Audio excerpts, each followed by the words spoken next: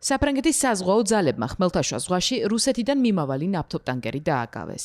ეს იმ მისიის ფარგლებში მოხდა, რომელსაც კრემლის სანქცირებული ჩრდილოვანი ფლოტი საბიზნესში ყავს ამოღებული. საფრანგეთის საზღვაო პრეფექტურის განცხადებით, გემი სახელად გრინჩი უცხო ქვეყნის დროშით დაცურავდა.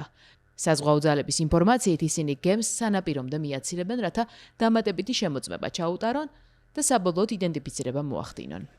საფრანგეთის პრეზიდენტი ემანუელ მაკრონი საკითხს სოციალურ ქსელ X-ზე გამოეხმაურა, სადაც აღნიშნა, რომ საფრანგეთი მოწადინებულია აღასრულოს საერთაშორისო სამართალი და სანქციების ეფექტური შესრულება. ამ დილით საფრანგეთის სამხედრო საზღვაო ძალები ავიდნენ და ჩხილკა ჩაატარეს ტანკერზე, რომელიც სავარაუდოდ რუსეთის ჩრდილოვან ფლოტს ეკუთვნის. სანქციების ქვეშაა და ეჭვმიტანილია ცრუდოშით ცურვაში. ხმელთაშუა ზღვაში ეს ოპერაცია რამდენიმე ჩვენი მოკავშირის დახმარებით ჩატარდა. ჩვენ მტკიცედ გვაქვს გადაწყვეტილი პატივირცეთ საერთაშორისო სამართალს და უზრუნველყოთ სანქციების ეფექტიანი განხორციელება.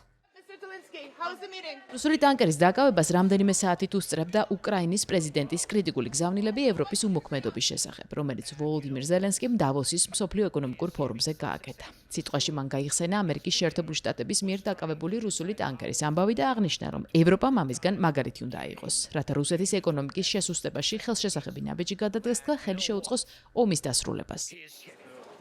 თავის მხრივ ემანუელ მაკრონმა ისიც აღნიშნა, რომ რუსული ტანკერის დაკავება მნიშვნელოვანი იყო, რადგან რუსეთის ჩრდილოვანი ფლოტი რეალურად უკრაინის წინააღმდეგ რუსეთის ომს აფინანსებს.